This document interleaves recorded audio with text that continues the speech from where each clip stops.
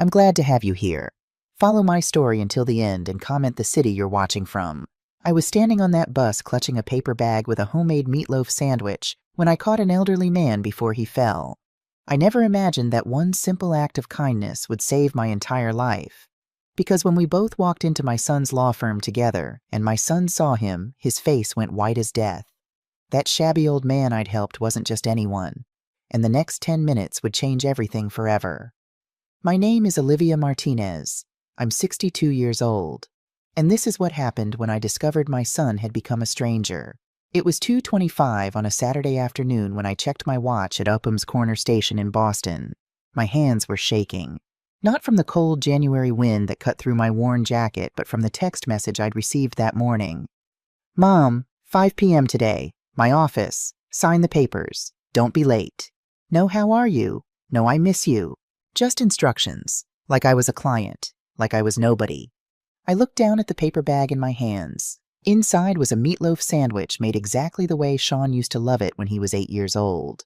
Extra ketchup on one side, none on the other. Toasted bread just barely golden. I'd woken up at 6 this morning to make it, hoping that maybe, just maybe, it would remind him of who we used to be. Who he used to be. The Route 15 bus pulled up at 2:30 sharp. I climbed the 3 steep steps slowly, my knees protesting.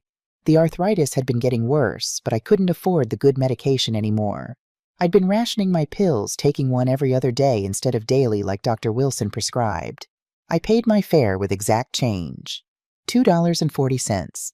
I'd counted it out 3 times this morning to make sure I had it right. The bus was packed. Every seat taken. People in their business clothes, teenagers with headphones, mothers with strollers. I moved toward the back, gripping the overhead rail with my free hand, careful not to crush the paper bag. Near the priority seating, a young man sprawled across the blue-marked bench. He couldn't have been more than 22, 23. Expensive Nike sneakers, the kind that cost more than my monthly electric bill. White AirPods in his ears. Designer jacket.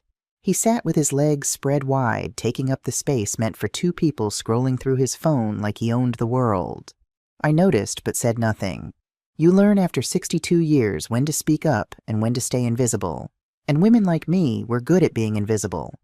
The bus lurched forward. I grabbed the rail tighter and watched Boston pass by the grimy windows. This used to be my city. 26 years ago, when I was pregnant with Sean and his father had just left me, I'd walked these streets looking for work. Any work.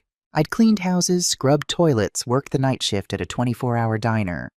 Also, my son could have better than I did. 3 stops later, the bus pulled over at Downtown Crossing. The doors hissed open and an elderly man stepped aboard. He had to be at least 80, maybe older. I noticed him immediately because everyone else deliberately didn't. His coat was threadbare patches sewn onto the elbows with mismatched thread. His shoes were split at the seams, held together with what looked like duct tape. No gloves despite the January cold. His hands gripping the rail as he climbed the steps were red and raw, but it was his face that made me look twice. Beneath the worn exterior there was something else. A dignity in the way he held himself. Intelligence in those pale blue eyes. Like he was someone playing a role wearing a costume. He climbed the steps slowly, breathing hard. Each step seemed to cost him. When he reached the top, he stood in the aisle looking around for a seat. There were none. His eyes landed on the priority seating where the young man sat sprawled and oblivious. The elderly man moved closer, gripping the overhead rail. The bus started moving again, and he swayed dangerously. "Excuse me, son," he said, his voice quiet but polite. "Would you mind?"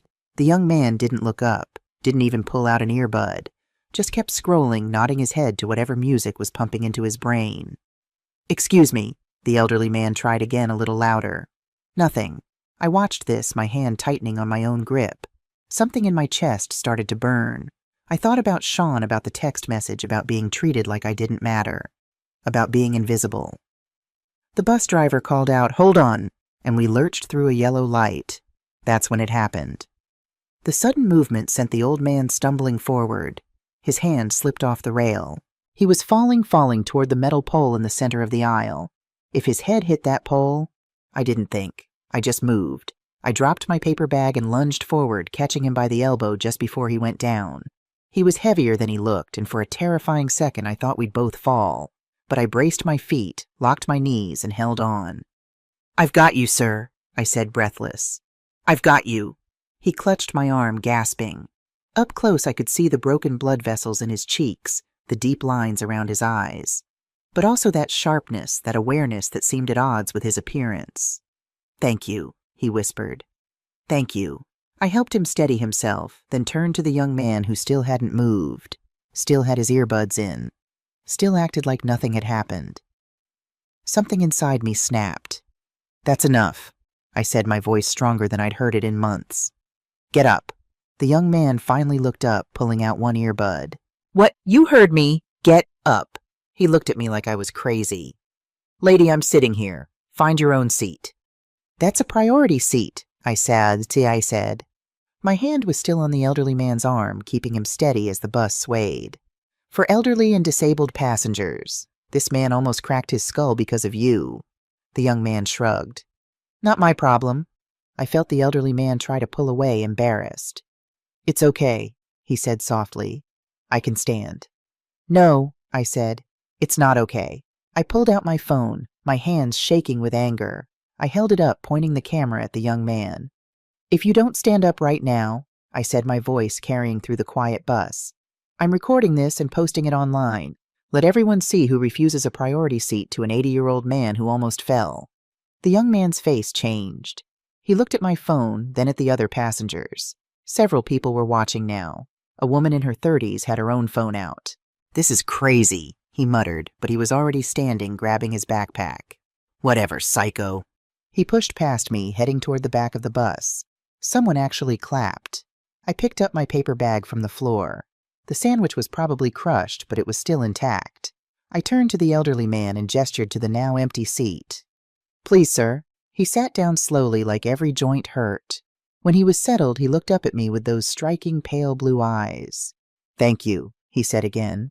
"Truly, not many people would do that." I shrugged, suddenly embarrassed. "My mother taught me to speak up when something's wrong, even when it's uncomfortable." He smiled, but there was something else in it. Something thoughtful. He kept looking at me like he was studying my face, memorizing it. "What's your name?" he asked. "Olivia," I said. "Olivia Martinez." "William," he said. "William Hartley." I took the spot where the young man had been standing, holding the overhead rail. The bus rolled on through downtown Boston, and I found myself thinking about Sean, about the meeting at 5 o'clock, about the papers I was supposed to sign. "What's in the bag, if you don't mind me asking?" I looked down at the crumpled paper. "Meatloaf sandwich, my son's favorite when he was little." Something softened in William's eyes. "He's a lucky man to have a mother like you." Lucky. If only he knew. "I used to make it every Sunday," I heard myself saying. "He'd eat the whole thing in 3 bites, no matter how big I made it. Then he'd ask for seconds." I paused. "That was a long time ago." "But you still remember," William said quietly. "That means something." The bus stopped. More passengers shuffled on and off. I shifted my weight, trying to ease the pressure on my bad knee. "I'm meeting him this afternoon," I said. I don't know why I was telling a stranger this. Maybe because he'd looked at me like I mattered, like I was visible. 5 o'clock, at his office downtown. He must be doing well. "He's a lawyer," I said, and I couldn't keep the pride out of my voice even now. "Works at Commonwealth Law Firm, one of the most prestigious firms in Boston." Something flickered in William's eyes. Quick gone almost before I saw it. "Commonwealth? That's quite an achievement." "Yeah," I shifted the paper bag. "He worked hard to get there. I'm proud of him. I just wish—" I stopped. "Wish what?" William's voice was gentle. "He wants me to sign some papers today." I said the words, tumbling out before I could stop them. "Property papers. The house I've lived in for 25 years. It's in his name now. Has been since I bought it. I put it in his name because the real estate agent said it would be easier for inheritance. But now he wants me to sign it over officially, take a small payment, and move on."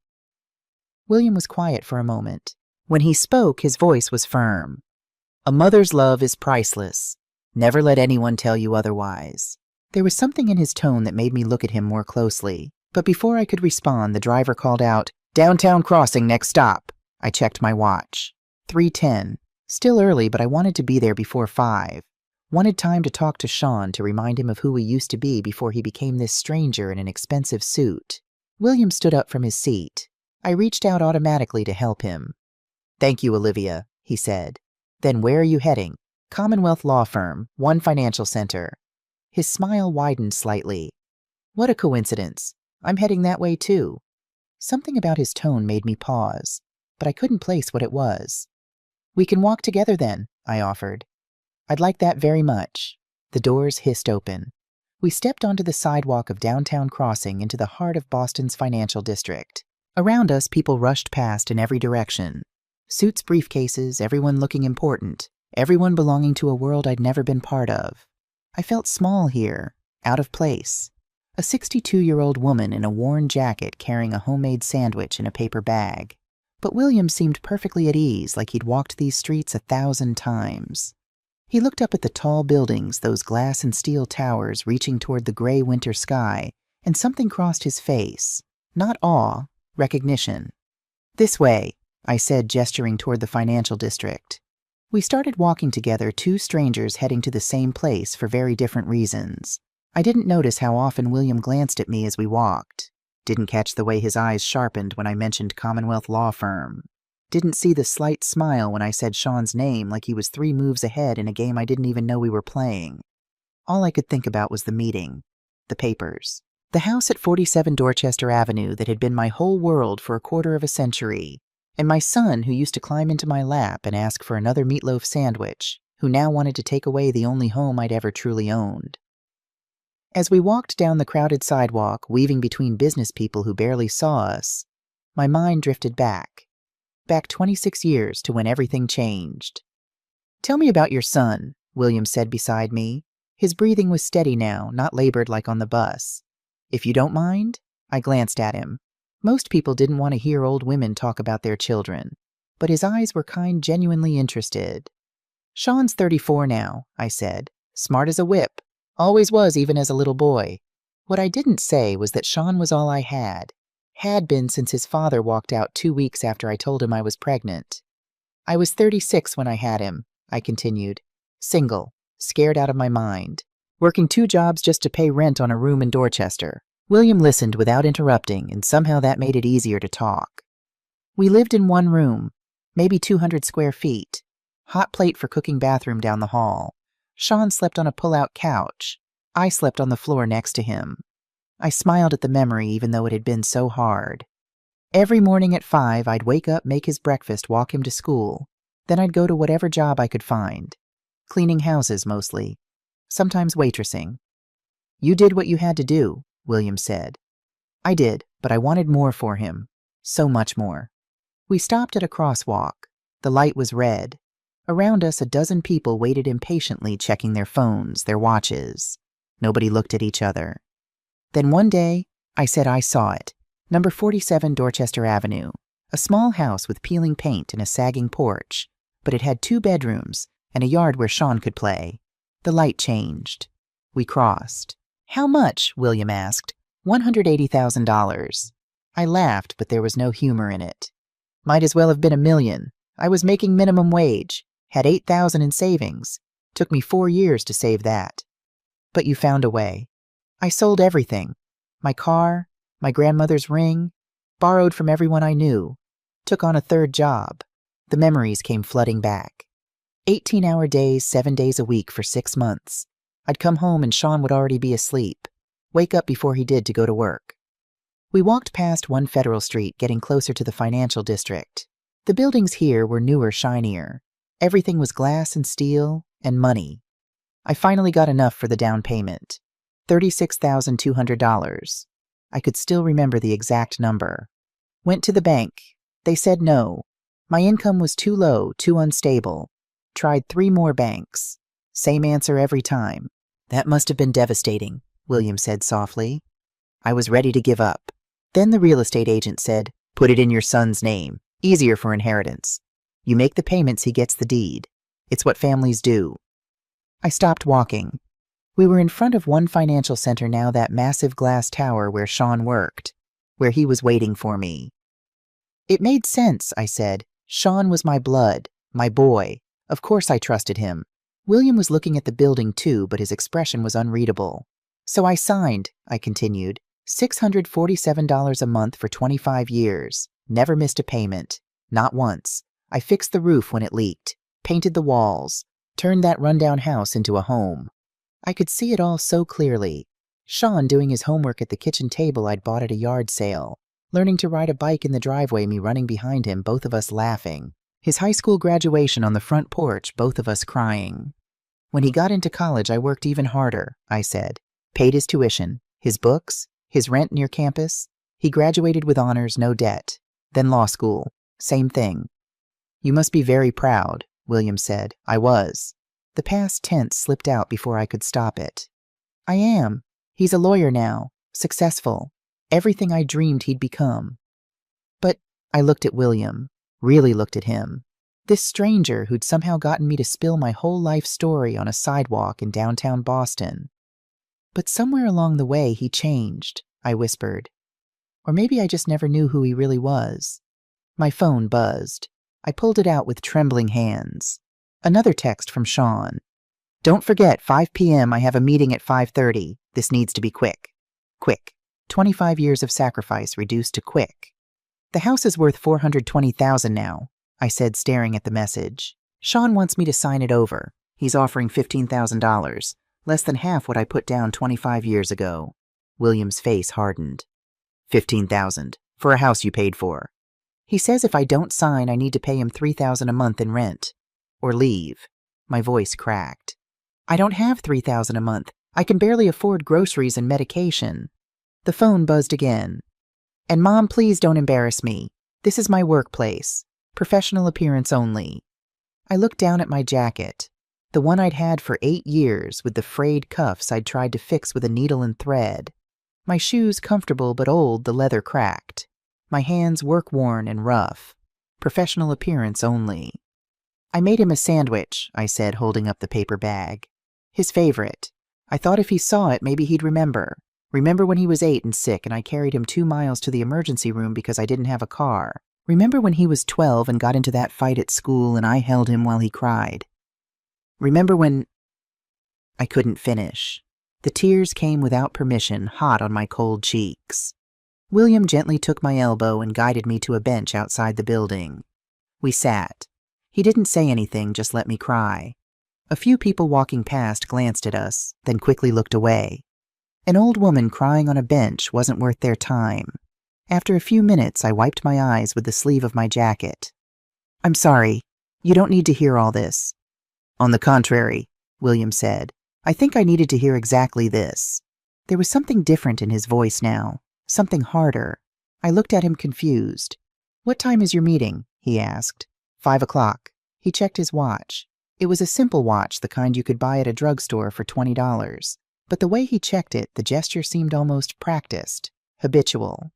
It's 3:15 now, he said. We have time. Time for what? He stood up, and again I noticed how his posture had changed. On the bus, he'd been stooped, fragile. Now he stood straighter, taller. Time for you to compose yourself, he said, and time for me to observe. Observe what? Your son, William said simply. I'd very much like to meet the man who treats his mother this way. Something in his tone sent a shiver down my spine. Not fear, something else, like a judge about to enter a courtroom. William, I said slowly. Who are you really? He smiled, that same enigmatic smile he'd given on the bus. I'm exactly who I said I am, William Hartley, an old man you helped on a bus. But that wasn't the whole truth. I could feel it. Come on, he said, offering me his arm. Let's go inside. I believe I have an appointment here as well. An appointment? You said you were heading this way, but I said I was heading to Commonwealth Law Firm, William corrected gently. And I am. I have business there. Business that I suspect is about to become very interesting. We walked toward the entrance of one financial center. The revolving doors gleamed. Through the glass I could see the marble lobby, the crystal chandeliers, the portraits on the walls of distinguished-looking men in suits and robes. My hands were shaking again. I clutched the paper bag tighter. Olivia, William said just before we reached the door, whatever happens in there, I want you to know something. What you did on that bus, standing up for a stranger, speaking up when no one else would, that took courage. Real courage. It was nothing, I mumbled. No, he said firmly. It was everything. And I don't forget kindness. Ever. The way he said it with such weight, such certainty, made me look at him again. Really look. Who was this man? But before I could ask, he pushed open the door and we stepped into the lobby of Commonwealth Law Firm. Into my son's world. Into whatever was about to happen next. The lobby of Commonwealth Law Firm was built to intimidate, and it worked. I stepped inside at 322, William beside me, and felt immediately viscerally small. The ceiling soared 30 feet high. Crystal chandeliers hung like frozen waterfalls catching the cold afternoon light from floor-to-ceiling windows. The floor was polished white marble so clean I could see our reflections like ghosts beneath our feet. Along the walls were portraits. Dozens of them. Distinguished men in black robes and expensive suits, their faces stern and confident. Founders, partners, the architects of justice, or at least the kind of justice that came with a $500 an hour billing rate. At the far end of the lobby was a reception desk made of dark wood that probably cost more than my entire house. Behind it sat a young woman who looked like she'd stepped out of a fashion magazine. Perfectly styled blonde hair. Makeup that probably took an hour to apply. A suit that I recognized from a store window in Back Bay, the kind with a price tag that made my stomach turn. Rachel Bennett, her nameplate said. She was typing on her computer, long manicured nails clicking on the keyboard. I felt every one of my 62 years in that lobby. Felt the weight of my worn jacket, my frayed cuffs, my scuffed shoes. The paper bag in my hands suddenly seemed ridiculous. Childish. Beside me, William looked around with quiet interest. If he felt out of place in his threadbare coat and taped-together shoes, he didn't show it. He studied the portraits with the faint smile of someone recognizing old friends. We approached the desk together. Rachel looked up, and I watched her eyes travel from my face down to my shoes and back up again. The smile that had been forming on her lips faltered. "Can I help you?" The words were polite. The tone was not. I cleared my throat. "I'm here to see Sean Martinez. I'm his mother." Rachel's eyes widened. "His mother?" "Yes, ma'am." She stared at me for a long moment. I could see her trying to reconcile what she knew of Sean's successful associate attorney, Sean Martinez, with the woman standing in front of her in a jacket held together with hope and determination. Let me call upstairs," she said, finally reaching for the phone. Before she could dial, a man in an expensive suit walked past. Mid-30s, slicked-back hair, the kind of confident stride that came from never having been told no. He glanced at me, at William, and his face twisted into something between amusement and disgust. "Rachel," he said loud enough for half the lobby to hear. "Who's the old lady looks lost?" Rachel hesitated. "She says she's Mr. Martinez's mother." The man stopped mid-stride, turned fully to look at me. "Sean's mother." He pulled out his phone, already dialing, stepping a few feet away, but he didn't bother lowering his voice. "Boss?" "Yeah, your mom's here, down in the lobby." Pause. "Yeah, she's holding a paper bag." Another pause. His voice dropped to something that might have been pity. "I know you said 5. Yeah, she's here now." I felt my cheeks burn. Around us, other people in the lobby were starting to notice. A couple of lawyers by the elevators. A client waiting on one of the leather sofas. All of them looking at me like I was a problem to be solved. The man hung up, looked at me with that same pitying expression. "He's on his way down," he said, then like he was doing me a favor. "You can wait over there." He pointed to a bench near the door, the kind of bench meant for delivery people, for people who didn't belong. "Thank you," I managed. William and I moved to the bench. He sat beside me, and I noticed something. In all the commotion, in all the staring and whispering, no one had really looked at him. An old man in shabby clothes was invisible here, beneath notice. But William didn't seem bothered. He sat with perfect posture, hands folded in his lap, watching everything with those sharp blue eyes. 10 minutes passed. Each second felt like an hour. Rachel pretended to work at her computer, but I caught her glancing at us. The man in the expensive suit, whose name I later learned was Austin Reynolds, stood by the elevators with another associate, both of them looking at their phones and occasionally glancing my way. I heard fragments of their conversation. "Didn't know Sean had..." "Never mentioned." "Paper bag, can you believe?" My hands tightened on the bag. Inside the sandwich I'd made with such hope this morning. The sandwich Sean used to devour in 3 bites, laughing with a mouthful of meatloaf, making me laugh too. The elevator chimed. The doors slid open, and my son stepped out. Sean Martinez, 34 years old, 6 feet tall, lean and fit from whatever expensive gym he belonged to. His suit was Tom Ford charcoal gray, perfectly tailored to his frame. His shoes were Italian leather, polished to a mirror shine. His hair was styled with some kind of product that made it look casually perfect, like he'd just run his hands through it, though I knew he probably spent 20 minutes on it every morning. He looked successful, powerful, like he belonged in this marble palace of law and money. He looked nothing like the little boy who used to climb into my lap when he had nightmares. He saw me, and his jaw tightened. Just a little. Most people wouldn't notice. But I'd known that face for 34 years. I'd kissed that face when it was covered in tears and scraped from falling off his bike. I'd watched that face light up on Christmas morning and crumple when I told him we couldn't afford the toy he wanted. I knew every expression, every tick. And right now that face was showing anger and embarrassment. He walked toward me, not quickly, not slowly, controlled, professional. Several people greeted him as he passed. "Hey, Sean? Martinez, good job on the Hanover case. Sean, you coming to the thing Friday?" He nodded, smiled, played his part perfectly. The rising star, the golden boy of Commonwealth Law Firm. Then he reached me. "Mom," his voice was low-clipped. "I said 5 o'clock. "I know, sweetheart, He grabbed my arm. Not hard enough to hurt, but firm enough to make his point. He pulled me toward a corner away from the main lobby, away from the watching eyes. William stood to follow, but Sean didn't even seem to notice him. "What are you doing here?" Sean hissed when we were in a small alcove near the restrooms. "I specifically said 5 o'clock.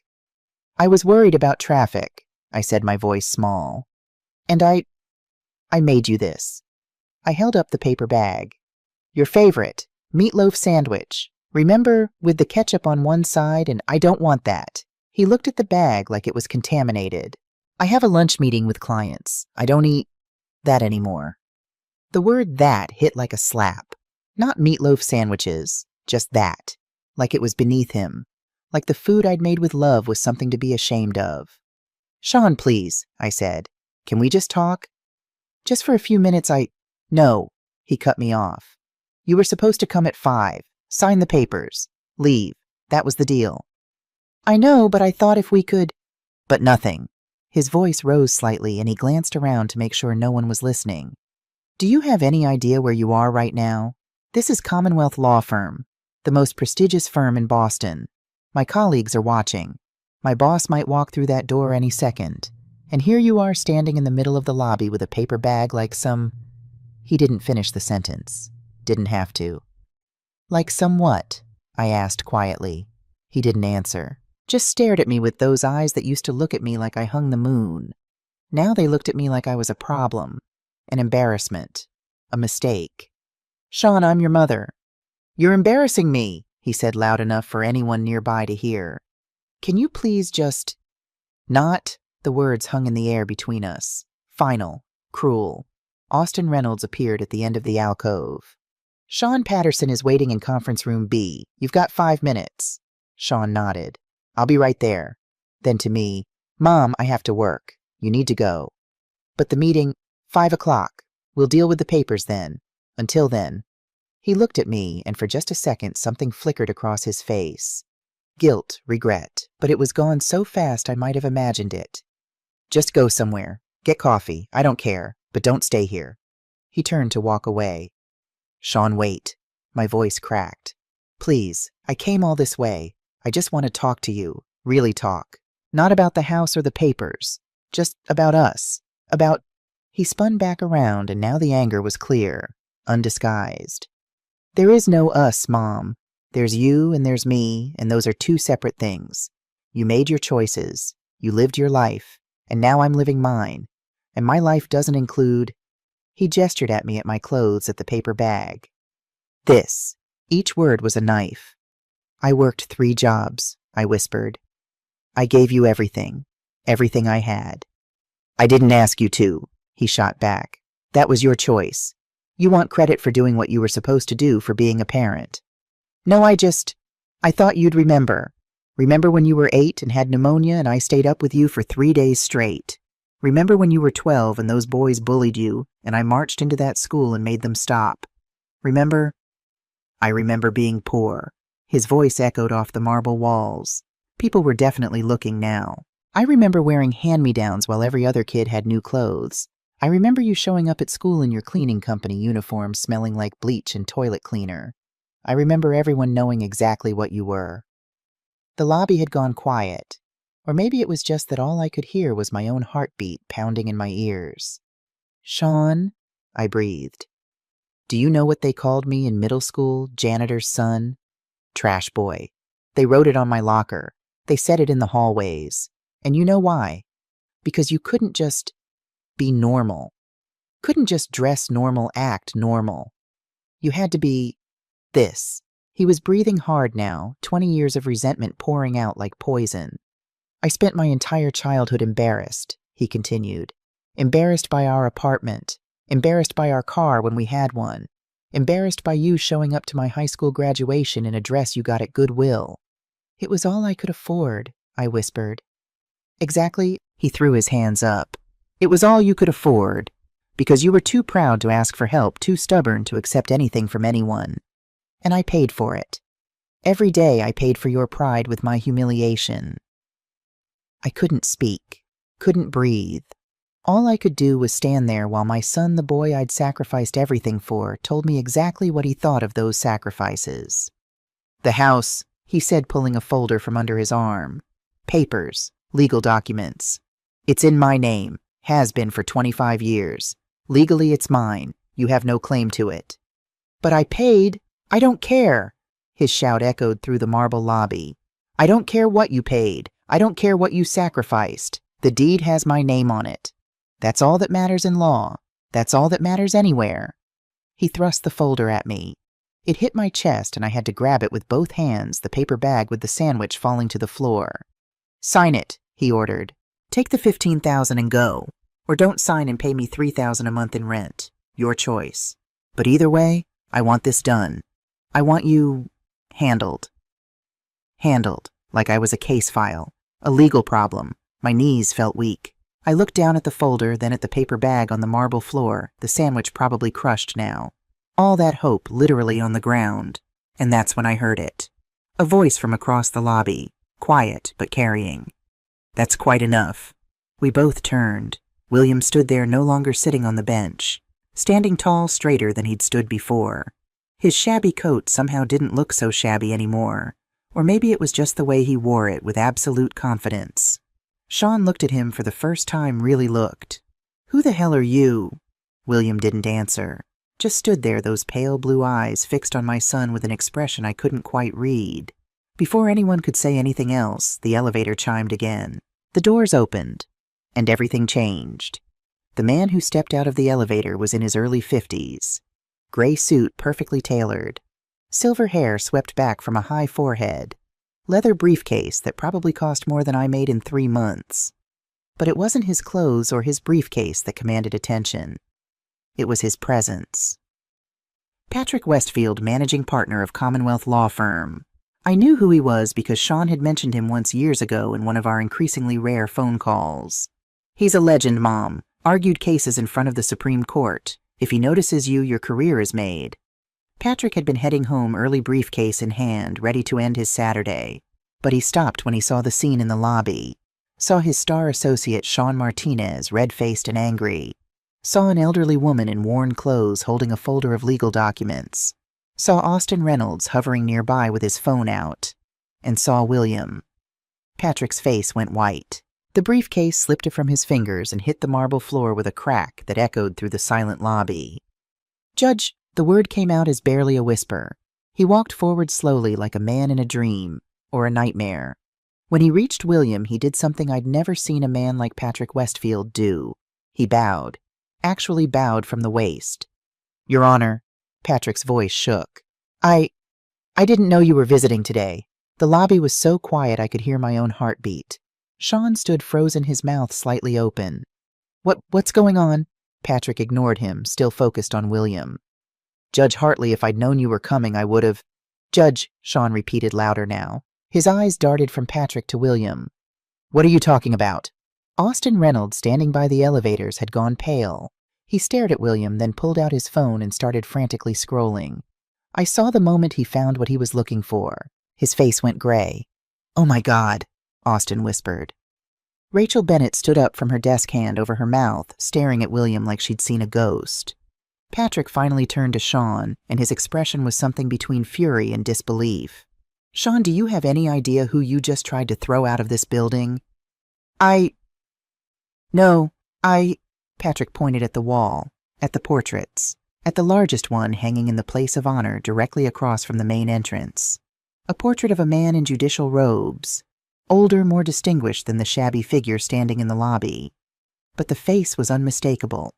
The same pale blue eyes, the same strong jaw, the same bearing that even threadbare clothes couldn't hide. The brass plate beneath it read, "Judge William Hartley, Founder Commonwealth Law Firm, 1982.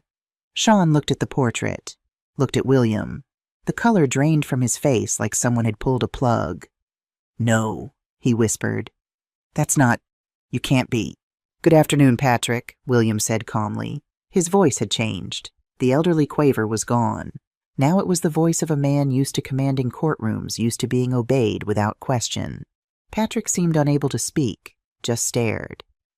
"You weren't supposed to know I was here," William continued, his voice quiet but carrying through the silent lobby. "Today I decided to take the bus. Dress down. I wanted to see how ordinary people live, how they treat each other when no one important is watching." He glanced at me and his expression softened. "This woman," he gestured toward me, "gave up her seat for me when not a single other person would.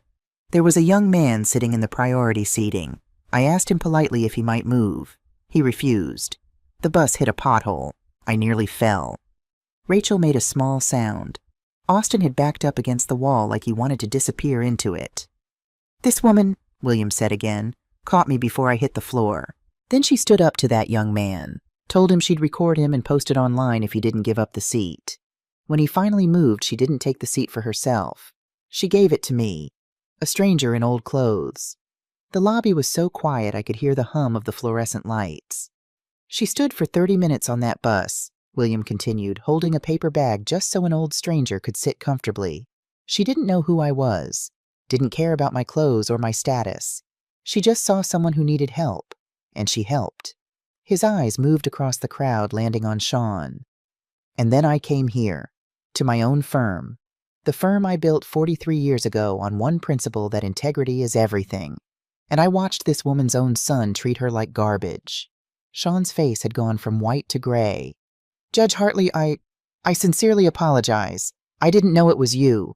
If I'd known—" "You're not sorry you insulted me." William's voice cut like a blade. "You're sorry you got caught. There's a difference." The words hung in the air like a sentence. "If I'd been wearing a suit," William said quietly, "would you have treated your mother differently? If I'd walked in looking like Patrick here, would you have screamed at her in front of the entire lobby?" Sean said nothing, couldn't answer. "That's what I thought." Patrick stepped forward, his face dark with barely controlled rage. "Sean, my office, now." Sean flinched like he'd been slapped. "Mr. Westfield, please, I can explain." "Now," Patrick repeated. "I'm coming with you," William said. "I want to hear about these papers Mrs. Martinez is supposed to sign." Austin Reynolds moved forward, head bowed like a man approaching the gallows. "Your Honor, I apologize for my rudeness earlier. When I called her—" His voice trailed off. "Save it," William said, not even looking at him. "You're just as guilty as he is. More so, perhaps. You knew better. You're 32 years old, not a child." Austin went even paler. I wondered if he was going to be sick right there on the marble floor. I stood there still holding the folder Sean had thrust at me, trying to process what was happening. The old man from the bus, the one I'd helped, was Judge William Hartley, the founder, the legend whose portrait hung on the wall. And he was about to walk into a meeting about my house, about the papers Sean wanted me to sign. "Mrs. Martinez," William said, turning to me. His voice was gentle now. "You're coming too. This concerns you, doesn't it?" I looked down at my worn jacket, my work-roughened hands, the paper bag with the crushed sandwich still on the floor where I dropped it. Yes, sir." Then let's go. Patrick pressed the elevator button. The doors opened immediately like they'd been waiting. Sean stepped inside first, his legs visibly shaking. Patrick followed, his jaw tight with controlled fury. Then William. William turned back to me and held out his hand. Come, Olivia. I took his hand. It was warm, steady, strong. Not the hand of a frail old man at all. I stepped into the elevator. Rachel was still frozen at her desk. Austin stood motionless in the middle of the lobby, phone in his hand. The crowd of employees and clients stared at us like we were actors in a play they couldn't quite believe. The elevator doors began to close. Through the narrowing gap, I saw Austin pull out his phone, probably to warn everyone upstairs. Too late. The doors shut with a quiet hiss. The four of us stood in the elevator. Sean in one corner, arms wrapped around himself, staring at the floor. Patrick's jaw working like he was grinding his teeth. William, perfectly calm, hands folded in front of him. And me, clutching the folder, still trying to understand how my life had turned upside down in less than an hour. The numbers climbed. 10, 15, 20, 25. It hit me, then really hit me. The shabby old man on the bus, the one nobody wanted to help, the one Sean had been ready to have security throw out, was the most powerful person in this building. And he'd seen everything. The elevator chimed softly. Floor 28. Patrick Westfield's office was on the corner of the 28th floor, with floor-to-ceiling windows overlooking Boston. On a clear day, you could probably see all the way to the harbor. Today, the January sky was gray and heavy, making the city below look cold and distant. The office itself was exactly what you'd expect from a managing partner. Mahogany desk, leather chairs, bookshelves lined with law journals and case reports. Framed degrees from Harvard. Photographs with senators, judges, even a president. But none of that mattered now. William sat in one of the leather chairs like it had been made for him. Patrick stood beside his desk, rigid. Sean sat in a chair in the corner, looking like he wanted to disappear. I stood near the door, still holding the folder, afraid to sit without permission. Sit, Olivia, William said gently, gesturing to the chair beside him. I sat. The leather was soft, expensive. I'd never sat in a chair this nice in my life. Patrick cleared his throat. Judge Hartley, on behalf of this firm, I sincerely and deeply apologize for what you witnessed. William held up a hand. Patrick, tell me about these papers. Patrick took the folder from Sean's shaking hands and opened it. I watched his face as he read. Watched it go from pale to gray. A property transfer and waiver agreement, he said, his voice carefully neutral. He looked up at Sean. You wanted your mother to sign away her rights to the house at 47 Dorchester Avenue. It wasn't a question. Sean said nothing, just stared at the expensive carpet. Let me clarify the facts, William said, his voice taking on that judicial tone again. Mrs. Martinez, you purchased this house in the year 2000. Is that correct? Yes, sir. What was the purchase price? $180,000. And the down payment? My throat tightened. $36,200. William nodded. How did you raise that money? The memories flooded back. The exhaustion, the hope, the determination. I sold my car for $8,000. My grandmother's wedding ring for $2,000. I borrowed from co-workers, friends, anyone who would lend to me. And I worked 3 jobs for 6 months straight. What kind of jobs? Cleaning houses during the day, waitressing at night, weekend shifts at a laundromat. My voice cracked. 18, sometimes 20 hours a day, 7 days a week. William's expression didn't change, but something flickered in his eyes. And the monthly mortgage payment, $647 for 25 years. Did you ever miss a payment? No, sir, not once. Even when... I stopped. Even when what? William prompted gently. Even when I had to choose between groceries and the electric bill. Even when I had to ration my blood pressure medication because I couldn't afford both the pills and the payment. Not once in 25 years did I miss that payment. Patrick was staring at Sean with an expression I couldn't quite read. Disgust, disappointment. Both Judge Hartley, Patrick said, his voice strained. All of this was paid by Mrs. Martinez, but the deed was put in Sean Martinez's name. That's what the real estate agent recommended, I said quietly. She said it was easier for inheritance, that it's what families do. William leaned back in his chair. And today, Mrs. Martinez, what was your son offering you for this house you paid for? I looked at Sean. He still wouldn't meet my eyes. $15,000, I whispered. $15,000, William repeated. For a house now worth $420,000. A house you paid for maintained turned into a home. $15,000. Less than half your original down payment. The silence in the room was deafening. Or, William continued, if you refused to sign, what was the alternative? $3,500 a month in rent, I said, she said. Or I had to leave. Patrick set the folder down on his desk like it was contaminated. Sean finally looked up. In all my years practicing law, Patrick said, his voice ice cold, I have never seen anything more disgraceful than this. Mr. Westfield, please, I can explain. Explain what? Patrick's voice rose. Explain how you were going to defraud your own mother. Explain how you stood in my lobby and screamed at the woman who sacrificed everything for you. I wasn't defrauding. The deed is in my name legally. I know the law. Patrick slammed his hand on the desk. I also know what's right. And this is so far from right. I can't even see right from here. Sean stood up, desperation in his voice. But she agreed to put it in my name. She signed the papers legally. Legally, William's voice cut through the room. You want to talk about legality? Let's talk about constructive trust. Let's talk about unjust enrichment. Let's talk about how a court would view a son taking advantage of his uneducated mother's trust. He stood now, and even in his shabby coat, he commanded the room. Mrs. Martinez trusted you, William said. She put the house in your name because she loved you. Because someone told her it was the right thing to do. Because she believed you would never ever take advantage of that trust. He walked toward Sean, and my son actually backed up a step. Do you know what I did before I retired? William asked. I was a judge for 43 years. Family law, estate law, contract disputes. I've seen every kind of case you can imagine. But you know what I've never seen? I've never seen a son try to steal his mother's home quite this brazenly. I'm not stealing. You're offering her $15,000 for a $420,000 house. William's voice thundered now, filling the office.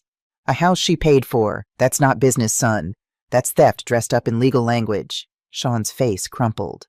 You don't understand the pressure, the expectations. Everyone here comes from money. Real money.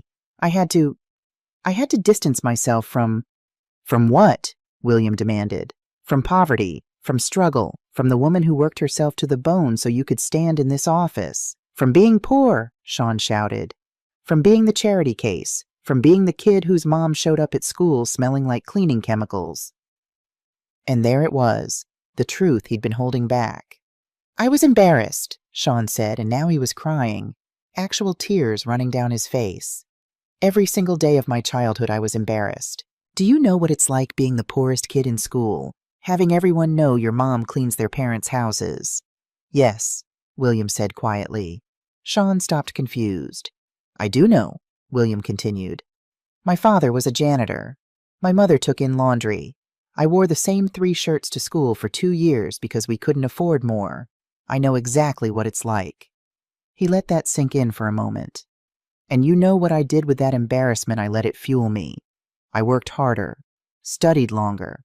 I became a lawyer, then a judge, then I founded this firm.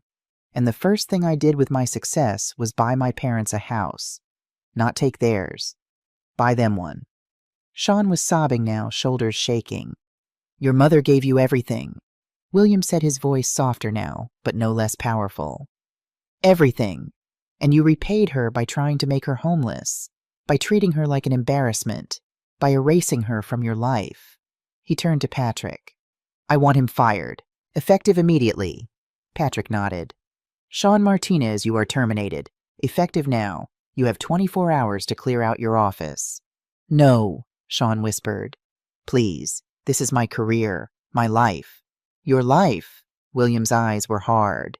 What about your mother's life? The 25 years she spent paying for a home you were going to take from her. Sean fell to his knees, actually knelt on the carpet of Patrick's office. Please, I'll do anything. I'll give her the house. I'll sign it over. Please don't take my career. You'll give her the house because a court will make you give her the house, William said. That's not generosity. That's consequence. He turned to me. Mrs. Martinez, I'm arranging for one of our best real estate attorneys to represent you. Pro bono, completely free of charge.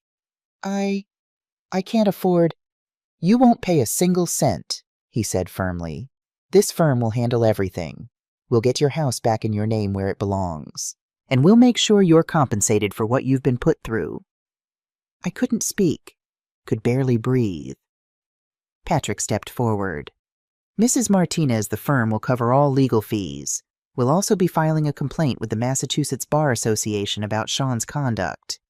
Sean's head jerked up. "The bar, that could mean suspension. I could lose my license." "You should lose your license," Patrick said coldly. "What you did is a disgrace to this profession." William walked over to where I sat and put a hand on my shoulder. "You saved me today, Olivia. On that bus, when you stood up for a stranger. Now let me help you." The tears came then. I couldn't stop them. They poured down my face, hot and unstoppable. "Why?" I managed to ask. "Why are you doing this?" William smiled. It was sad and kind all at once. "Because 43 years ago someone helped me when I needed it. A stranger. And I swore that if I ever had the power to help someone else, I would." He looked at Sean still kneeling on the floor. "And because I've seen enough injustice in my life, I won't stand by and watch it happen to someone who showed me kindness." Patrick opened his office door. "Sean, you need to leave, now. Security will escort you to collect your personal items." Sean stood slowly, unsteadily. He looked at me, his face blotchy and red from crying. "Mom," he whispered. "I'm sorry. I'm so sorry." I looked at my son, the boy I'd carried through the night when he was sick, the teenager I'd held when he cried about being bullied, the young man I'd been so proud to see graduate, and the stranger who'd just tried to take everything from me. "I don't know if I can forgive you," I said quietly. "Not right now, maybe not ever." Sean's face crumpled, but he nodded. He understood. Security arrived. 2 men in uniforms who treated Sean with professional courtesy but firm insistence. They escorted him out of Patrick's office toward the elevators toward the end of his career at Commonwealth Law Firm. The door closed behind them. I sat in that leather chair in that corner office on the 28th floor and tried to understand that my life had just changed completely. "Mrs. Martinez," Patrick said gently. "Would you like some water coffee?" "Water, please," I managed. He poured it from a crystal pitcher into a crystal glass. I took it with shaking hands and drank. It tasted cold and clean and perfect. William sat back down beside me. "How are you feeling?" "I don't know," I said honestly. "I don't know what I'm feeling." "That's understandable," he said. "You've been through a trauma. It will take time to process." "What happens now?" "Now," William said, "we get you a lawyer. We file the necessary paperwork, and we make sure that house is put in your name where it always should have been. And Sean," William's expression hardened, "Sean will face the consequences of his actions. The Bar Association will investigate. He'll likely be suspended. His reputation in the legal community is finished." "He's still my son," I whispered. "I know," William said gently. "And that's what makes this so hard. But Olivia, what he did was wrong. Deeply, fundamentally wrong.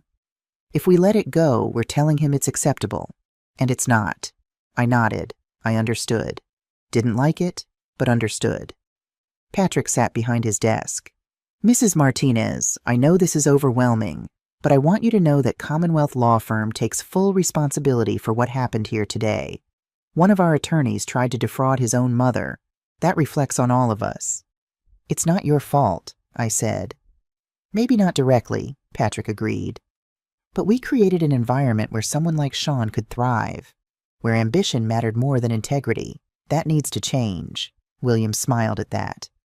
"That's the Patrick I remember, the one who wanted to change the world."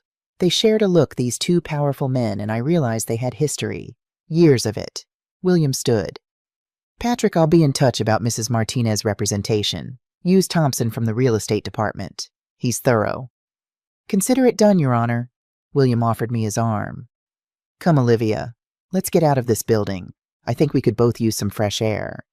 I stood, took his arm, and together we walked out of Patrick's office into the hallway toward the elevators. As we waited, William turned to me. "Are you hungry?" I realized I was. Starving, actually. I hadn't eaten since breakfast, and the sandwich I'd made was still crushed on the lobby floor. "Yes," I said. "Good." William smiled. "I know a place. Nothing fancy. Just honest food. And we can talk, really talk, about what comes next." The elevator arrived. We stepped inside. As the doors closed and we began to descend, I looked at William, really looked at him. "Thank you," I said, "for everything, for seeing me." "Olivia," he said gently, "you made yourself seen when you stood up on that bus. All I did was pay attention." The elevator reached the lobby. The doors opened. The crowd from before was gone. Rachel sat at her desk, but she stood when she saw us, her expression respectful now, even apologetic. Austin Reynolds was nowhere to be seen. We walked through the lobby past the portraits of distinguished men, past the crystal chandeliers and marble floors. At the door I paused and looked back. Somewhere up on the 28th floor, my son was packing his things, facing the consequences of his choices. And I was walking out into the cold January afternoon with a man I'd met on a bus 3 hours ago. A man who'd just changed my entire life. William pushed open the door and we stepped outside. The cold hit us immediately, but somehow it felt clean, refreshing. "There's a diner about 3 blocks from here," William said. "Rosie's. Been there for 40 years. Best meatloaf in Boston." Despite everything, I smiled. "Meatloaf? Is there any other comfort food worth eating?" We walked down the street together, 2 people who'd started the day as strangers and ended it as something else. I didn't know what came next. Didn't know if I'd get my house back or if Sean would ever apologize or if I'd ever be able to forgive him. But I knew one thing. I wasn't invisible anymore. Rosie's Diner sat on a corner 3 blocks from one financial center wedged between a dry cleaner and a convenience store. The sign out front flickered, half the neon tubes were dead, and the windows were fogged with condensation from the warm air inside, meeting the cold January afternoon. It was the kind of place I knew well, the kind of place where people like me belonged. William held the door open and a wave of warmth washed over us, carrying the smell of coffee frying onions and something baking in the oven. The interior was exactly what you'd expect: red vinyl booths with duct tape covering the tears, a long counter with swivel stools, a jukebox in the corner that probably hadn't worked since 1995. Behind the counter, a woman in her 60s with steel gray hair pulled back in a bun looked up. When she saw William, her weathered face broke into a genuine smile. "Well, well, look what the cat dragged in. William Hartley as I live and breathe." "Hello, Rose," William said, and his whole demeanor changed. The formality from the law firm melted away. This was a different William, relaxed, at home. "Haven't seen you in 3 months?" Rose came around the counter, wiping her hands on her apron. "I thought maybe you'd forgotten about us little people now that you're retired." "Never," William said. "I've just been conducting some research." Rose's eyes slid to me, taking in my worn jacket, my tired face, the way I clutched my purse like someone might snatch it. But there was no judgment in her gaze, just curiosity and kindness. "Who's your friend?" "This is Olivia Martinez," William said. "Olivia, this is Rose Thompson. She's owned this place for 38 years, and she makes the best meatloaf in Boston, maybe in all of Massachusetts." "Oh, stop," Rose said, but she was pleased. "You want your usual booth?" "Please." Rose led us to a corner booth near the back, away from the windows. The vinyl was cracked, but clean. William slid in on one side, and I took the other. Rose pulled out 2 laminated menus from behind the napkin dispenser. "Coffee?" she asked. "Please," we both said at the same time. Rose returned a moment later with 2 thick ceramic mugs and a pot of coffee that had probably been brewing since this morning. She poured with the practiced ease of someone who'd done it 10,000 times. "What can I get you folks?" William looked at me. "Olivia." I glanced at the menu, but the prices made my stomach clench. $8.99 for the meatloaf plate. I had maybe $12 in my purse, and I'd need that for the bus ride home, if I even had a home to go back to.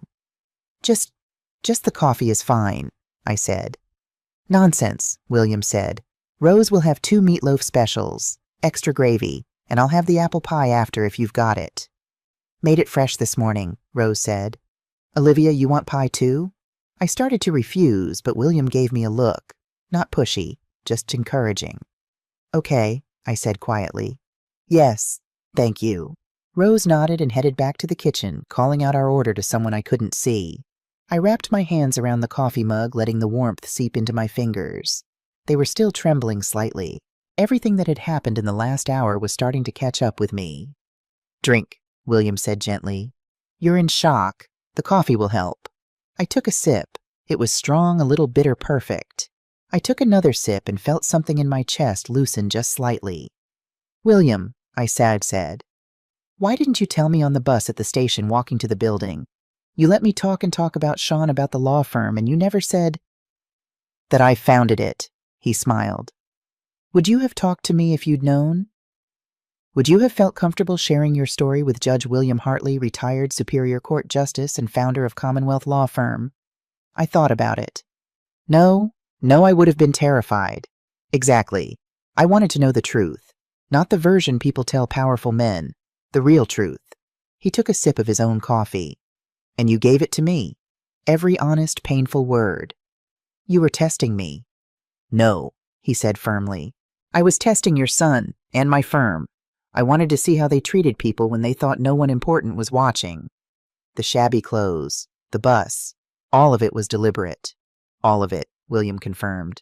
"I've been doing this for 3 months now, since my wife passed away. Taking the bus, dressing down, going to different parts of the city, watching how people treat each other, how they treat the elderly, the poor, the invisible." His voice got quieter. "Margaret, my wife, she always said I lived in an ivory tower, that I didn't understand how real people lived anymore. She was right. So after she died, I decided to find out." "I'm sorry," I said, "about your wife." "Thank you." He looked down at his coffee. 47 years we were married. She died 2 years ago in November. Cancer. I sat in the hospital with her for 3 months watching her fade away. And you know what she said to me right at the end? I shook my head.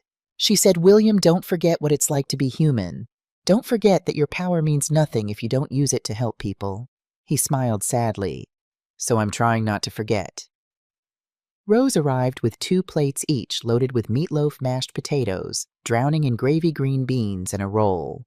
The portions were generous, the kind of food meant to fill you up and warm you from the inside. "Eat," Rose ordered. "Both of you look like you need it." She wasn't wrong. I picked up my fork and cut into the meatloaf. It was perfect, seasoned just right, moist with a slightly crispy exterior. I took a bite and closed my eyes. It tasted like home. Like Sunday dinners when Sean was little, and we'd sit at our small kitchen table, just the 2 of us talking about his week at school, before everything went wrong. "Good?" William asked. "Really good." I managed around the lump in my throat. We ate in silence for a few minutes. Outside, the January darkness was falling fast. Inside Rosie's diner, with its flickering neon and worn vinyl booths, I felt safer than I had in months. "What happens now?" I asked finally. "With the house, with Sean, with everything." William set down his fork. "Legally, it's straightforward. We file a claim for constructive trust. The law recognizes that when someone holds property in their name, but another person paid for it, equity demands the property belong to the person who paid. You have 25 years of mortgage payments in your name bank records showing the transfer's utility bills you paid. It's an open and shut case. How long will it take? With a good lawyer and clear documentation, 2, maybe 3 months. Patrick will assign Thompson. He's the best real estate attorney in the firm. He'll handle everything. And Sean?" William's expression hardened. "Sean will be investigated by the Bar Association. What he did, attempting to defraud a family member using his legal knowledge to take advantage of someone who trusted him, that's grounds for suspension or disbarment. Will he lose his license? Probably not permanently. First offense, he's young, he'll show remorse. But he'll be suspended. 6 months, maybe a year. And his reputation." William shook his head. "In legal circles, this kind of thing follows you forever. No major firm will touch him after this." I should have felt satisfied, vindicated, but all I felt was sad. "He's still my son," I whispered. "I know." William's voice was gentle. "And that's what makes you a good person, Olivia. Even after everything he did, you still love him." "I don't know if I can forgive him." "You don't have to. Not now. Maybe not ever. Forgiveness isn't required. It's not something you owe anyone, not even your own child." I pushed the mashed potatoes around on my plate. "I keep thinking about when he was 8. He had pneumonia. High fever, couldn't breathe right. I didn't have a car, didn't have money for a taxi. So I wrapped him in blankets and carried him 2 miles to the emergency room, in the snow." William listened without interrupting. He was so scared. Kept saying, "Mama, don't leave me. Promise you won't leave me." And I promised. I said, "I will never leave you, baby." Never. Tears were running down my face now. And I kept that promise. Through everything. I never left him. But he left you, William said quietly. Yeah. I wiped my eyes with a paper napkin from the dispenser. He left me. We sat in silence for a moment. Then William said something that surprised me. I have 2 children, Daniel and Rebecca, both successful, both living their own lives. Daniel's an engineer in San Francisco. Rebecca's a pediatrician in New York. You must be proud.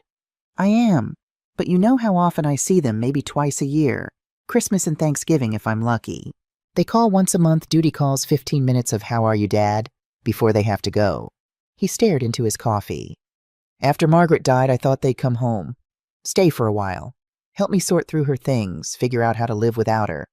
But they came for the funeral and left 3 days later. Back to their important lives. I'm sorry. Don't be. They're living the lives I gave them the opportunity to live. I paid for their education. Their first apartments helped them get started. I wanted them to be independent and successful. And they are. He smiled, but it was sad. I just didn't realize that success would mean they wouldn't need me anymore. They still need you, I said. They just don't know it yet. Maybe. Or maybe Margaret was right. Maybe I was so focused on building my career, my reputation, my firm, that I forgot to build relationships with my own children. Rose came by with the coffee pot topping off our mugs without asking. So when Margaret died, William continued, I started thinking about legacy, about what I was leaving behind. And I realized I've spent 43 years in law. Thousands of cases, hundreds of judgments. But how many lives did I actually change? How many people did I really help? You helped a lot of people. You're a judge. I interpreted the law. I made rulings. But did I help people? Really help them? He shook his head. I don't know. So I decided to find out what the world was really like. Get out of my Mercedes, out of my 3-piece suits, and see how ordinary people live. And I learned that most people are just trying to survive. They're working 2-3 jobs, struggling to pay rent, buy medicine, keep food on the table. And the systems we've built, the legal system, the financial system, they're designed to protect people who already have power. People like me, not people like you. He leaned forward. You worked 3 jobs to buy a house. You never missed a payment in 25 years. You raised a son alone, put him through college and law school, gave him every opportunity. And what does the law say? The law says because his name is on the deed, the house is his.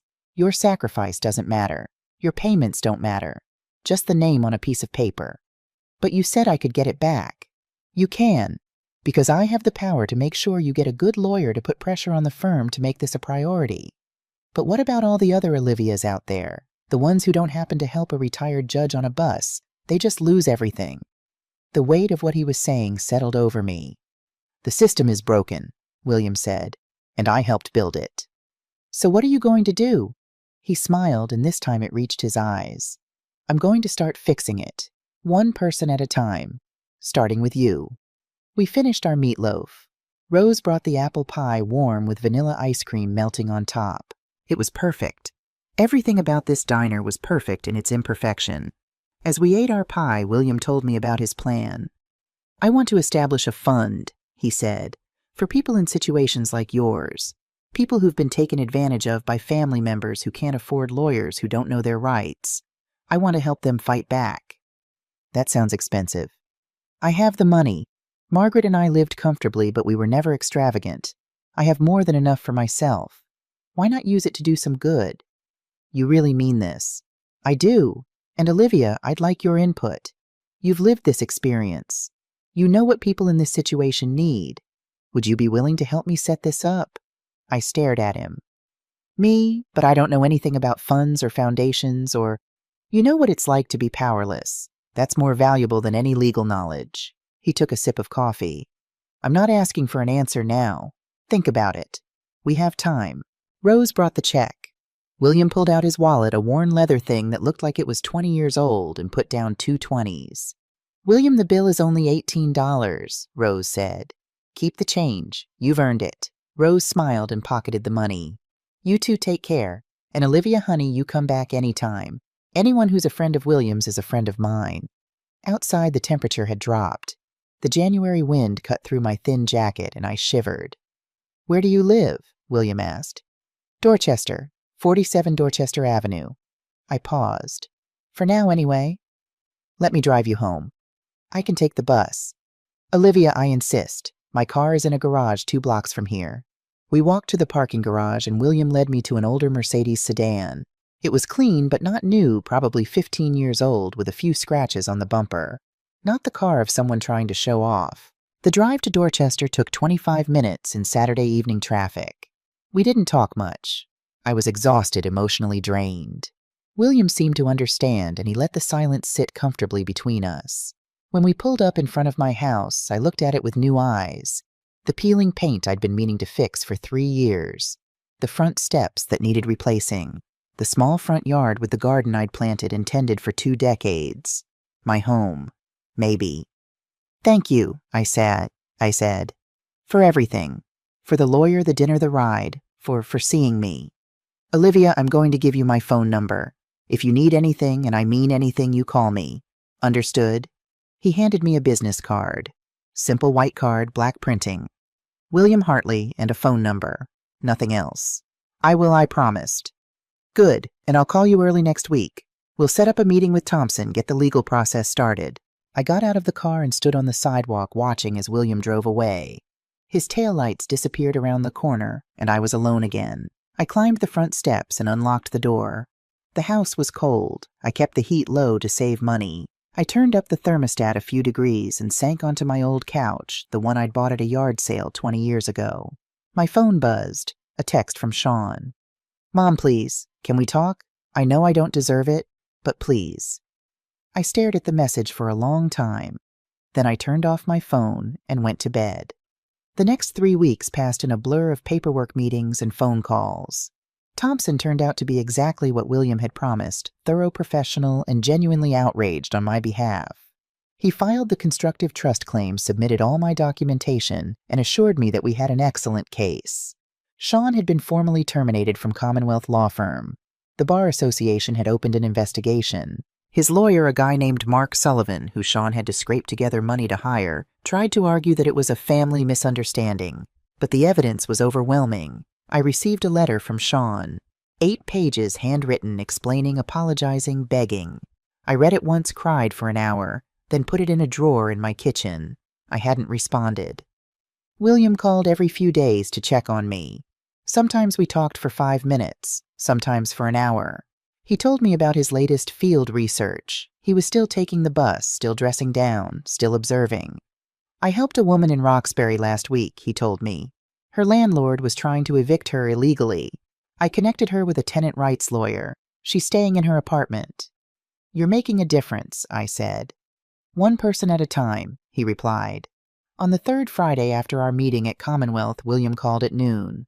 "Olivia, are you free this evening?" "Yes." "Why?" "I'd like to take you to dinner. Not Rosie's this time. Somewhere nicer. To celebrate." "Celebrate what?" "I'll tell you tonight. I'll pick you up at 6:30. Wear something comfortable." He hung up before I could argue. I stared at my closet for an hour, trying to figure out what something comfortable meant. Eventually, I settled on my best pair of pants, navy blue, only a few years old, and a cream-colored sweater that my sister had given me for Christmas 3 years ago. At exactly 6:30, William knocked on my door. He was dressed in a suit, but not a stuffy one. Charcoal gray, well-tailored, but understated. He looked like the judge he'd been, but relaxed. Human. "You look lovely," he said. I felt my cheeks warm. "Thank you. Where are we going?" "You'll see." He drove us to the North End Boston's Italian district.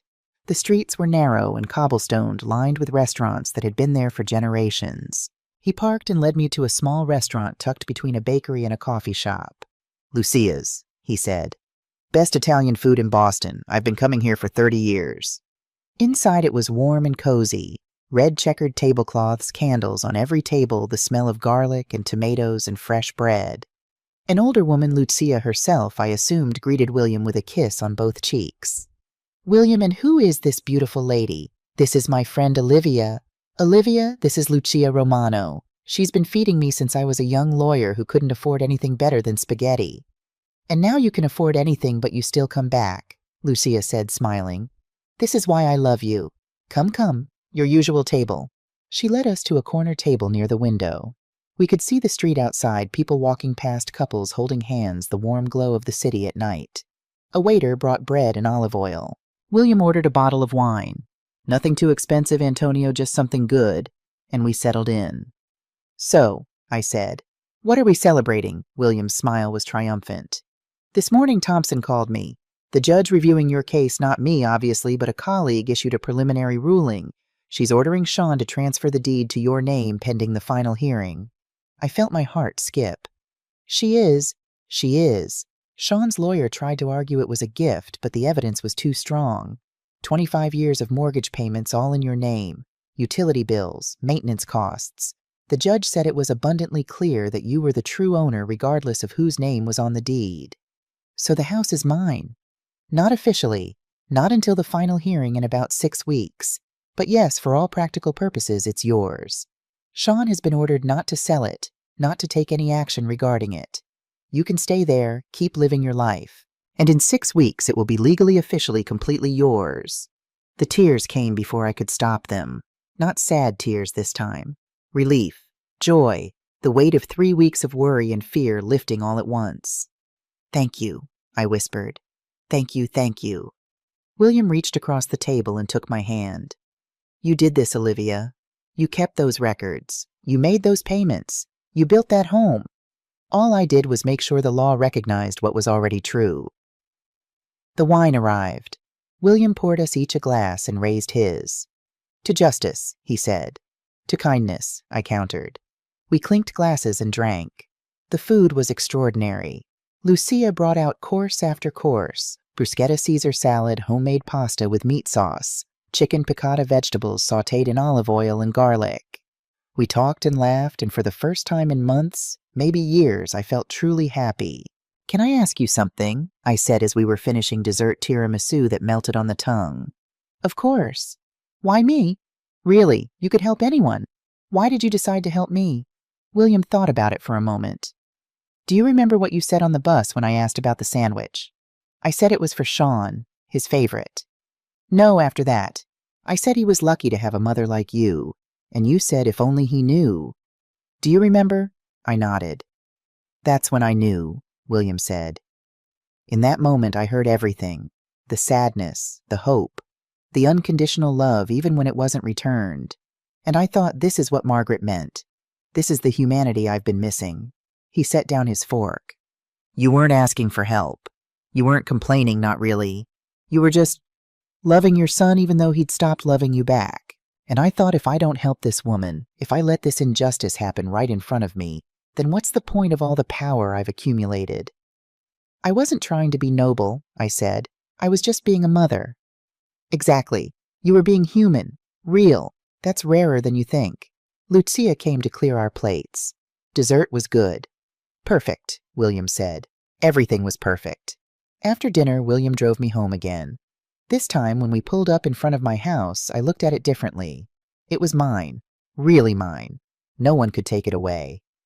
"William," I said before getting out, "next Friday, let me cook for you. Come to my house. I'll make meatloaf.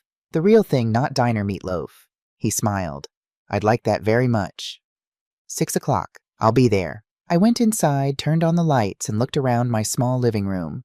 The furniture was old, the carpet was worn, the walls needed painting. But it was home. My home. I pulled out my phone and looked at Sean's unanswered texts. There were dozens now. "Apologies, explanations, please." I typed a response. Short, simple. "I got the house. The judge ruled in my favor. I don't know if I can forgive you yet, but I don't hate you. That's the best I can do right now." I hit send before I could change my mind. 3 minutes later, my phone rang. Sean's name on the screen. I stared at it for a long time. Then I let it go to voicemail. I wasn't ready. Not yet. Maybe not ever. But that was okay. The following Friday, I spent the entire day preparing. I cleaned the house from top to bottom, even though it was already clean. I went to the grocery store and bought the best ingredients I could afford: ground beef, fresh breadcrumbs, real eggs, good ketchup. I made the meatloaf exactly the way my mother had taught me. Mixed by hand, seasoned with love, baked slow and low. Mashed potatoes from scratch. Green beans with bacon. a salad. And for dessert, I attempted an apple pie using my mother's old recipe. At 5:45, I changed into a clean pair of slacks and a nice blouse. Nothing fancy, just presentable. At exactly 6 o'clock, William knocked. I opened the door and he stood there with a bottle of wine in one hand and a bouquet of flowers in the other. "You didn't have to," I said, but I was touched. I wanted to. I let him in and he looked around my living room with genuine interest. The photos on the walls Sean as a baby, as a child, graduating high school. The furniture I'd collected over the years. The small details that made this house a home. "It's perfect," he said. "It's small." "Perfect," he repeated firmly. We ate at my small kitchen table, the one I'd bought at a yard sale 23 years ago. The one where Sean had done his homework every night. The one where we'd had breakfast every morning before school. The meatloaf was good. Maybe not as good as Rosie's, but close. William had 2 helpings. "This is exactly what I needed," he said. "Food made with care, in a real home, with a real friend." "We are friends, aren't we?" I said, surprised at myself for saying it out loud. "I hope so," William said. "I could use more friends. Real ones, not people who want something from me." After dinner, we sat in my living room with coffee. William in the old armchair, me on the couch. We talked about everything and nothing. His career, my life, books we'd read, places we'd been. At 9 o'clock, William stood to leave. "Thank you, Olivia. This was wonderful." "Same time next week?" I asked. He smiled. "I'd like that. Very much." And that's how it started. Every Friday, William would come for dinner. Sometimes I cooked. Sometimes we went to Rosie's or Lucia's or one of the other small restaurants William knew all over Boston. We became friends. Real friends. Summer came to Boston. The house legally officially mine now with my name on the deed needed work. William helped me find contractors, good ones who didn't overcharge. We painted the exterior, fixed the front steps, replanted the garden. The house looked better than it had in years. Sean's suspension from the bar had been finalized. 6 months starting in May. He'd moved out of his expensive apartment, was living in a studio somewhere in Allston, working as a paralegal for a small personal injury firm. He wrote letters. I read some of them, not all. In July, on a humid Saturday afternoon, there was a knock on my door. I opened it. Sean stood there. He'd lost weight. His clothes were ordinary jeans, a t-shirt, nothing designer. His hair was longer, less styled. He looked younger, more like the boy I remembered. "Hi, Mom." We stood there looking at each other. Can I come in?" he asked. I thought about it. Really thought about it. "For a few minutes," I said finally.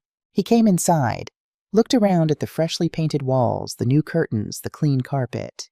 "It looks good," he said. "Really good." "Thank you." We sat, him in William's usual chair, me on the couch. "I've been going to therapy," Sean said. 3 times a week, trying to understand why I did what I did, why I treated you the way I did. And I was ashamed, deeply fundamentally ashamed of being poor, of coming from nothing. And instead of dealing with that shame, I tried to erase it. Erase you, pretend I came from somewhere else, someone else. Tears were running down his face. "I was wrong, Mom. So wrong. You gave me everything. Everything. And I threw it back in your face because I was too much of a coward to deal with my own issues." I didn't say anything, just listened. "I don't expect you to forgive me," he continued. "I don't deserve it.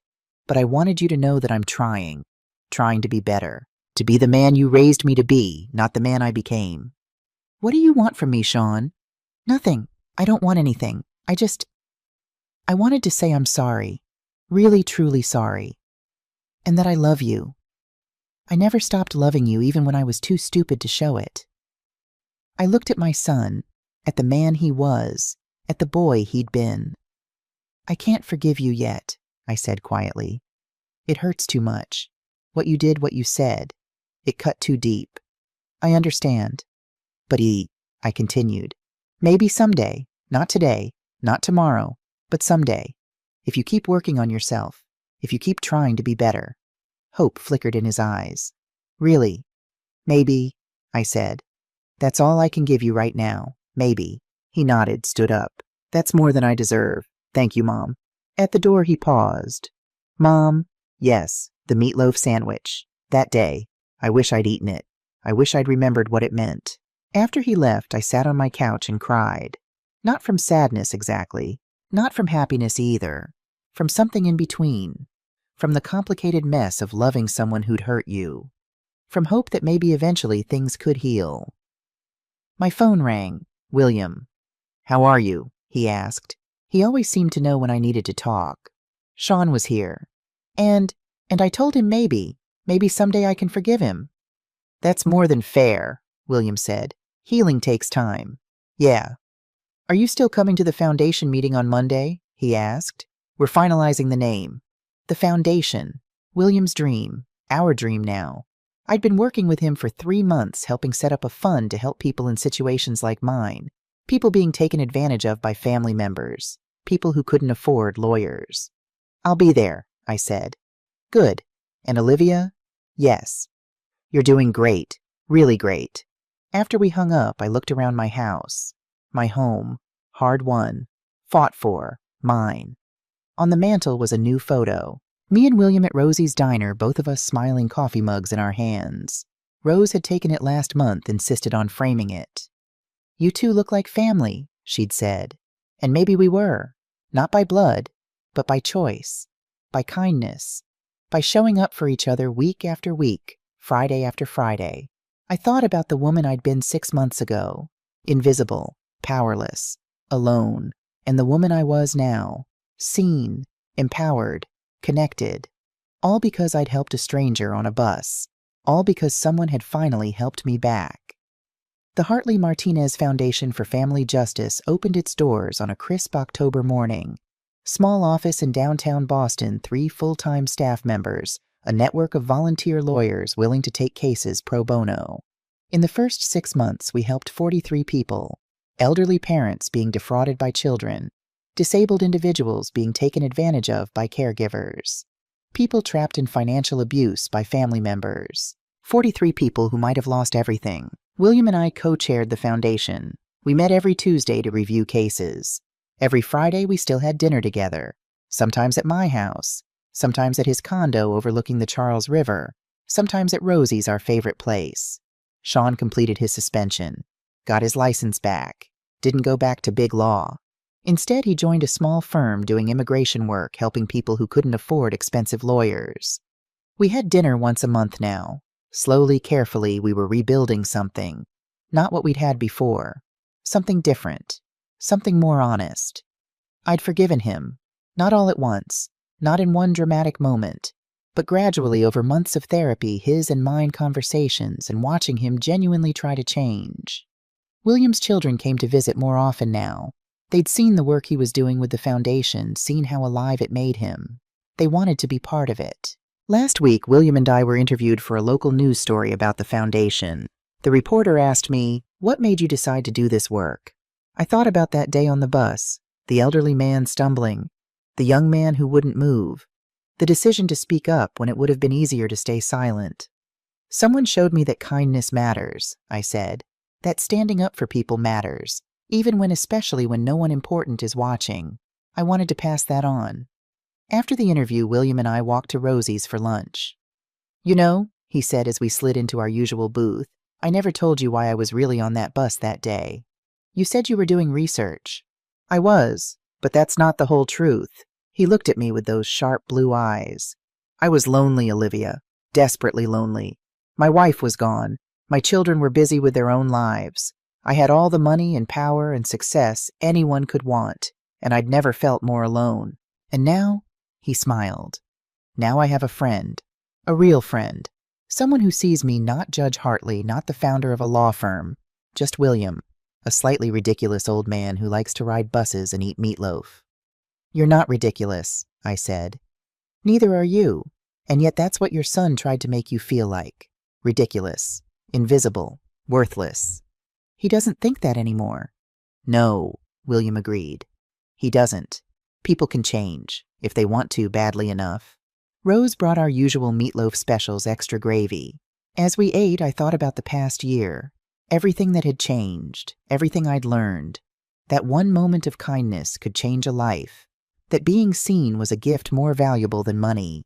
That family wasn't just blood, it was the people who showed up week after week who chose to be there. That forgiveness was possible, but it took time and work and honest change. That I wasn't invisible, never had been. I'd just been surrounded by people who'd chosen not to see me. After lunch, William drove me home. At my door, he paused. "Same time next Friday?" he asked. "Always," I said. I watched him drive away, then went inside my house. The house that was truly, legally, undeniably mine. On the kitchen table was a letter. From Sean. I'd recognize his handwriting anywhere. I opened it. "Dear Mom, I'm writing to tell you that I got accepted to volunteer at the Legal Aid Clinic. 2 nights a week, helping people who can't afford lawyers. I thought you'd want to know. Also, I've been practicing, making meatloaf. Mine isn't as good as yours yet, but I'm trying. Maybe someday you could show me how you make it. The real way. The way Grandma taught you. I love you. I'm sorry. And I'm grateful you gave me a second chance. Sean." I folded the letter and put it in a box in my kitchen drawer. The box had dozens of letters now, a record of his journey, of ours.